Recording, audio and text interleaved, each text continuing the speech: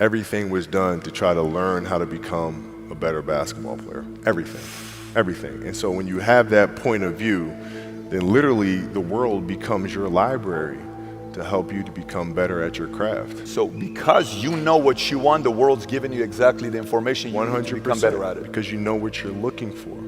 So many guys tell stories about your work ethic. Yeah. What was really your work ethic like, and for how long did you stay disciplined? Well, I mean, every day. I mean, since 20 years. I mean, it was an everyday process, and trying to figure out strengths and weaknesses. For example, jumping ability. Man, my vertical was a 40. It wasn't a 46 or a 45. My hands are big, but they're not massive. Right? So you got to figure out ways to strengthen them so your hands are strong enough to be able to palm a ball and do the things that you need to do. Quickness, I was quick, but not insanely quick. I was fast, but not ridiculously fast. Right? So I had to rely on skill a lot more. I had to rely on angles a lot more. I had to study the game a lot more. And but I enjoyed it though. So like from the time I can remember when I started watching the game, I studied the game, and it just never changed. It's a good separation for me, emotionally, to be able to put myself in a place where at practice or when I'm training or during games, I switch my mind to something else. I switch my mode into something else, right? For me, it's the equivalent of Maximus, Decimus Meridius, and Gladiator picking up the dirt, smelling the dirt. It's go time, right? So that was my mental switch. It was like an actor getting ready for a film. You got to put yourself in that cage.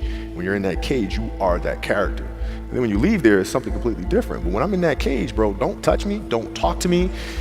Just leave me alone.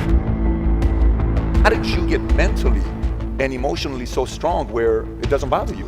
Well, you got to look at the reality of the situation. Like for me, it's not, you kind of got to get over yourself. It's not about you, man. Like, okay, you feel embarrassed. You're not that important. Like, get over yourself. That's where you go. Get over yourself, right? Like you're worried about how people may perceive you, and like you're walking around and it's embarrassing because you shot 5 air balls. Get over yourself, right? And then after that, it's okay, well, why did those air balls happen? Got it. High school, year before, we played 35 games, max, right? Week in between, spaced out, plenty of time to rest. In the NBA, it's back to back to back to back to back to back to back. I didn't have the legs. So you look at the shot, every shot was online. Every shot was online, but every shot was short. Right? I got to get stronger. I got to train differently. The weight training program that I'm doing, I got to tailor it for an 82-game season so that when the playoffs come around, my legs are stronger and that ball gets there. So I look at it with rationale and say, okay, well, the reason why I shot air balls is because my legs aren't there. I go, well, next year they'll be there. That was it. Done. Were there some names that you looked at and says, these 3 guys are as crazy as I am? At the time, I deal with what I've referred to as Goat Mountain. I went to Goat Mountain, and I talked to Magic, Michael, Bird, Hakeem Olajuwon, Jerry West, Oscar Robinson, Bill Russell. So I would talk to them. What did you do? What were your experiences? Michael in particular, he's become my big brother. He's been my big brother since I first came in the league. And what was that process like? So I went to them and started understanding the ins and outs of the game, and how they approach things and their level of detail and obsessiveness, and that's what I did. The players that had that passion but weren't willing to commit their entire lives to doing that, right? It's a choice, right? You have other things, you have family, you have all these other things that you have to do. The game can't really be your number one priority. And so I was just looking at that like, man, this is gonna be fun. If I'm buddies with you from high school, if I'm a cousin of yours, what happened to our relationship? How did that gravitate when you went into the league and you're determined to become the greatest, or you're determined to become one of the greatest? What happens to our relationship? Well, it suffers. It does suffer. Oh yeah. Okay. Yeah. And you understood that. You were okay with that. Well, yeah. And the people that love you, like friends and family, like they know that about you. Got it. So they let you be you. And when you reconvene, you pick back up where you left off. But make no mistake about it, everything in between is lost, right? So those long-term relationships, the commitment of time of, taking vacation. Like I see a lot of players take vacations with other players that are close friends. And they'll just take vacations just to take vacations, or just hang out just to hang out. Like Excuse me? I never did that. No, I don't think so. not? So I would be in the layup line like, okay, there's a lot of days I didn't want to have to you say, can rest and recover. Today ain't one of them. I would have If that can bother you any other day, I don't want that that. ain't bothering me today. He gonna have to see me man. today. Yeah. Oh man. Yeah. you got a lot of people playing their hard-earned You're money looking to at watch you perform. a big investments you got to make. What is the decision-making Your process? job to be in there? shape. You call, It's your job is to there- be strong enough First, to you perform at do that your own level research. You take this every much time. You single call an night. advisor. Is As a there competitor, system no, you it's follow? pretty simple for me. It's Like, you you understand the business. Oh my God, my back hurts. I'm sore. We got to play Vince Carter and Toronto Raptors tonight. We actually had this happen. We had a game against Toronto, and the entrepreneurs themselves, the company itself, and Vince was tearing the league up. That you believe is sustainable. My back was these leaders, people that you believe in, like the perception of that, like obsessives.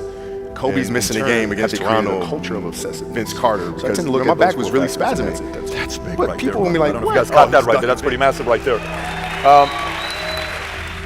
Same determination. What's your current work schedule look like today? It's different because I personally am not writing every word of the novels. I am not animating the films.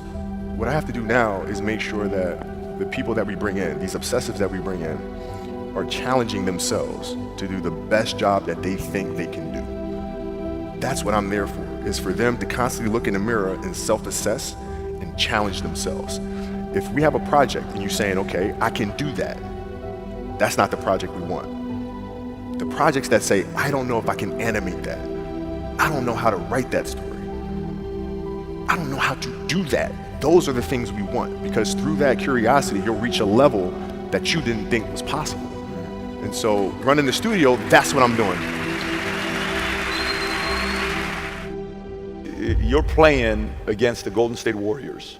Score is 107-109. You guys are close to getting into the playoffs. You know exactly what happens in the game. You go up, you're about to take your shot, and then all of a sudden, boom, Achilles happens, right? He went and hit the free throws, and then you walked off the stage. Yeah. And you got the surgery done. I went in the trainer's room, my kids are in there, and they're looking at you and stuff, and I'm looking at them, and I'm like, it's all right, Dad's gonna be all right. It'll be fine. It'll be all right. It'll be all right. It'll be all right. As a parent, you gotta set the example. You gotta set the example. This is another obstacle. This obstacle cannot define me. It's not gonna cripple me. It's not gonna be responsible for me stepping away for the game that I love. I'm gonna step away on my own terms. And that's when the decision was made that, you know what? I'm doing it. I'm doing it. You're a freaking beast, bro. Hey.